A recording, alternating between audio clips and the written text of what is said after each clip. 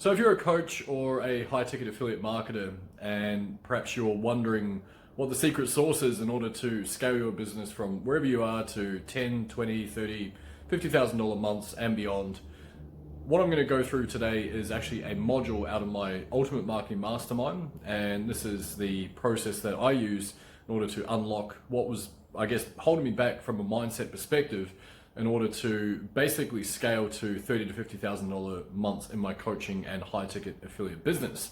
So if this is the first time here, welcome. My name's Jamie. Feel free to hit the subscribe button if you're interested in staying up to date with what I'm up to, which is really me just documenting the last 10 years I've been online. Drop a comment, let me know if there's anything you'd like to learn. Otherwise, I will see you guys on the inside. Thanks very much. Hey, what's up guys? Welcome back and thank you for joining me. So one thing I've mentioned many times in my live trainings, in my coaching sessions, probably recorded it a bunch of times around the internet by now, is this concept of detaching from the outcome. And I understand that it is incredibly easy to say. Actually, it's not, it's a tongue twister, but it's incredibly hard to do. It's easy to think that thing, cool, I'm going to be detached, and then the actual manifestation of your detachment is actually really hard. I get that. So what we're going to go through here is a little exercise that's helped me out and it allows me to refocus where my energy is going. And so there's two parts to it. Essentially, one part is keeping in your own lane, which I'm going to discuss first and foremost. The second part of it is really just focusing on the things that you can control, which also allows you to then let go of that outcome. So moving to the first part first. When I mean staying in your lane, this is vitally important. So if, for example, we're in this highway over here like this, and again, it's one of those things you might have heard me say numerous times. And this is, again, is actually quite hard to do because what we're saying is on social media in particular, we're saying, well, as part of your organic strategy in order to build your brand, you need to go and engage in other people's content. You need to be social because of the social media platform, right? So I understand that. So I've got our little car over here, or bus thing, I guess. Let's roll with bus. Okay, so we all drive a bus now, okay? We're all living in a bus and this is what we're driving and it's heading that way. And so therefore, of course, if this thing veers off and you start looking at what's on the other side of the road over here, and we've got this this is going to be a circular Ferrari. Told you I'm a Rembrandt, I really am. So if we start looking at something else over here, what tends to happen is our focus goes and we end up going with it. And so even if it's at our peripherals and we notice it, a car is very hard to stay straight, or the bus in this case is very hard to stay straight. To put this into more practical terms, if we're sitting there on Facebook and we're engaging in other people's content and we see blah, blah, blah, had a $30,000 day, yada, yada, yada, had a $50,000 month. This person is making $1,000 days without even trying. This person's, and so it becomes really, really difficult to detach yourself from that, because what you're finding is that you're bombarded with these messages and all of a sudden your world starts to shrink, because then you think, well, gosh, it's so competitive and everyone else is doing well apart from me, which is why it's so important to share your wins, because it gives you that focal point on what you have achieved, what you are achieving, what you're going to achieve if you keep down the same pathway. So how exactly do you balance these two things out? How do you, in one sense, remain on social media, engaging other people's content where you're probably seeing a lot of this stuff, and simultaneously stay in your lane, make sure that you're not getting deviated over to something else? How do you maintain that focus? It's a really good question. So for me, the things that have always worked are making sure that in the very forefront of my mind are the reasons why I'm doing this. And this actually comes back to one of the first modules I took you guys through, where we went through that process of adjusting where our values lie. Another way to view those is your why. Now, I know this is so unbelievably cliche. You probably heard me say this a million times. What is your why? Like, what's the override? There we go. It's a new way of drawing why. So the reason why this is really powerful is because it's always going to give you that North Star, that anchor point, that thing to make sure that, well, these are the reasons why I need to do these tasks every day. Because it's my why. And your why can change over the years. My original one was to leave the corporate world. I later achieved that. And so then my next why was to get my wife out of the corporate world, and I've achieved that. And so now it's to buy property and look after my broader family. And that's something that is being achieved as we speak, so to speak. So that gives me that focal point. It means that no matter what happens, I know that want of that thing is so much more powerful than anything that can get in my way. The person next to me who's just had a $1 trillion day online, the other person on the other side who seems to effortlessly just make sales without even trying, while I'm still getting off the ground floor, so to speak. And right throughout my entire journey, this is what I've kept maintaining in the forefront of my mind, that North Star, this is where I'm going.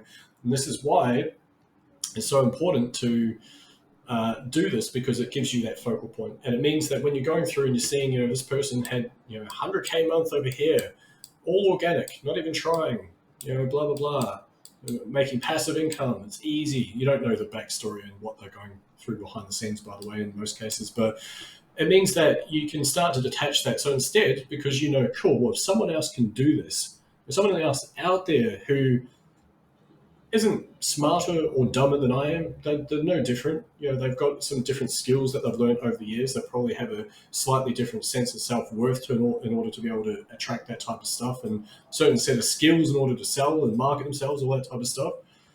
But they're no different. And so therefore, if you start to see them in a little bit of a different light and you can start to celebrate these things, you understand that, well, this reflects one of the other topics that I really like talking about the sheer volume of abundance that's out there, the sheer volume of opportunity that's out there.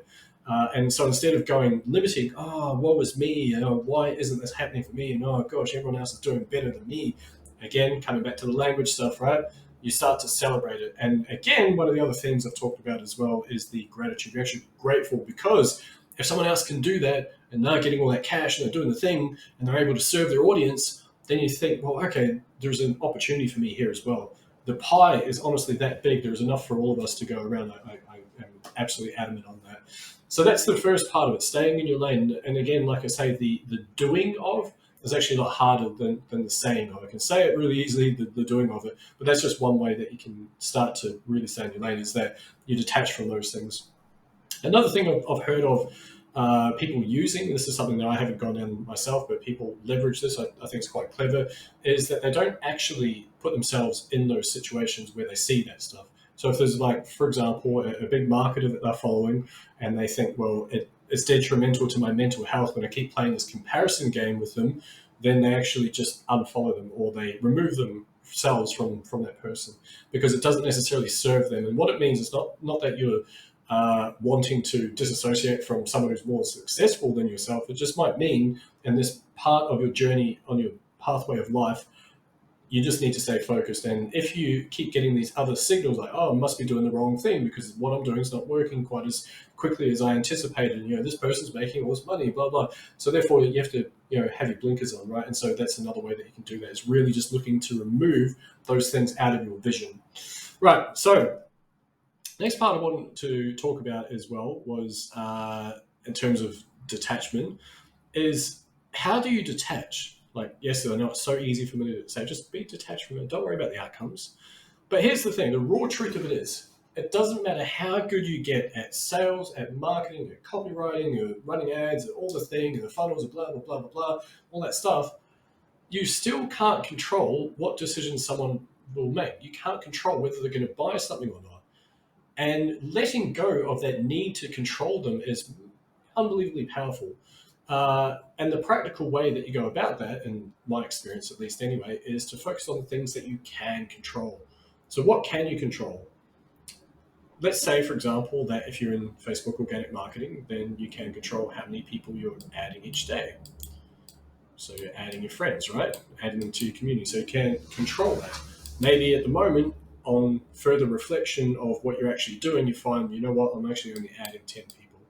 So you're only building your audience by 10 people per day, meaning that over the course of a week, that's 70 people. And let's assume that only half of them accept your friend request. So that means it's 35. You're only giving yourself 35 opportunities per week in order to find that person in your audience that you can serve and help and hopefully impact their life in a very positive way. And if it means a transaction, awesome. If it doesn't, that's fine as well. Sometimes life falls that way. So what can you do in that one? That's your inputs here. Can you dial this up a little bit? Maybe, just maybe, you might be able to start adding 350 per day. Sounds a bit scary. It's 350 people per week.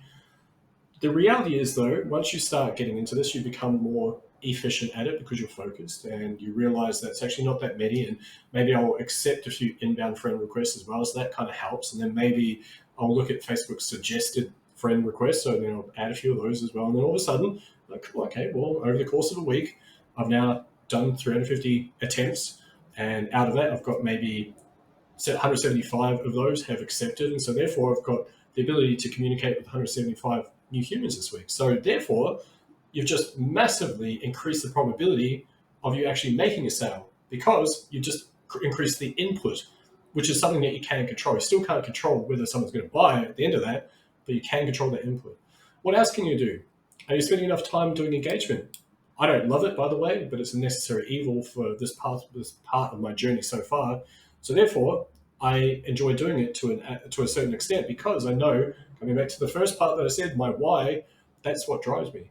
I don't think about that. I don't think, oh, okay, well, I really don't like doing this, even though that's the truth. I don't always love doing it.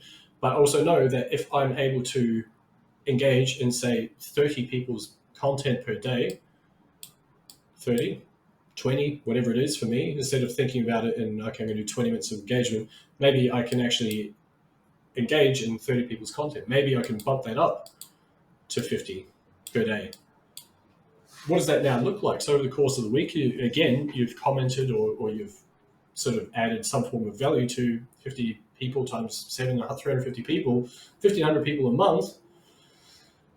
That's really powerful. So that means you're now giving yourself way more opportunities for people to actually see your content as well because you're given first, the law of reciprocity. So it's another thing that you can control. You can control that as an input. Another big one, and again, this is not, people aren't doing this enough. I'm absolutely adamant of this because I feel like way more people will be making way more sales, but not asking the buying question. B for buy. And what do I mean by that? I'm talking about offers. P.S. If you like to really ramp up your online marketing journey and you're tired of not getting results, and you really like to take next year by the horns and really smash it, head over to jgcall.com and check out the free case study. Feel free to lock in a time with myself and I'll be happy to have a bit of a chat with you to see how I can help you out and whether we might be the right fit. I just made you guys an offer, right? So that's a buying question. I'm not saying, hey, buy my stuff. I'm saying, cool, I'd like to invite you to be part of this. I'd like to see whether what I've got might actually help you out. I'm not going to be for everyone. It's fine. You can write a PS at the bottom of your post. PS, I just put together this new guide on how to extract more leads out of your existing audience in less time. Do you want to check it out? Yes, that's an offer. I would consider that the buying question. And of course, once you get to this point, then of course it is, how am I able to get my offer in front of people? How am I able to get my links in front of people? And so therefore, if you're not even asking, you're not even saying, hey, look, I've got this opportunity. I think it's absolutely amazing. I've had, blah, blah, blah, number of people have gone through it. They think it's awesome. I suggest you check it out. I think with you, what you've told me so far, I feel like it's going to be a really good fit for what you're wanting to achieve. Can I send you a bit of info on it? Yeah, sounds good. Awesome. Here's the info. Oh, by the way, when do you think you're going to get a chance to look at that? Friday. Okay, cool. Is it okay if I follow up on Saturday or is Monday better for you? Oh, let's go Monday. Okay, awesome. Tell you what, while I've got you there as well, if you're interested and this is something that you're considering, I've also got a stack of bonuses. Maybe we can have a chat about that on Monday, see if it's the right thing. Is that cool? Yeah, sounds good. So bang, asking the buying questions, right? So these, like I say, these are the things that you can control. How many times you're putting your offer in front of someone. You can control how many people you're getting into your audience, how many invites you're sending to get people into your community, into your group if you're growing one, how many emails you're sending, how big your list is becoming, how many leads you're getting in that side of things. These are the things you can control. And so what that means is when your focal point is like that, circling back to the first thing I mentioned in this, it means that you've got your blinkers on because you've got your why anchored in so powerfully. You know that, yes, that is way more important than all these other things that are like trying to distract me from my pathway, because this is where I'm heading. And then okay, well, I can't control that stuff. I have to let go of that. I have to find a way to let go of it in my own mind. What I can control is how many people I'm inviting to my audience, how many people I'm getting in there, how much value I'm adding to them, how many offers I'm making. Those are the things you can control. And what that means, strangely enough, when you're focusing on the input, you'd be surprised at how the outcomes, how they manifest in terms of sales, in terms of testimonials, in terms of all this stuff. And so when you're focusing on those, it allows you to really let go of that stuff. And if you're able to do that, like I say, it's really quite incredible how often some of those things end up manifesting in your life. So I hope that helps, guys. Look forward to seeing you in the next one. Cheers.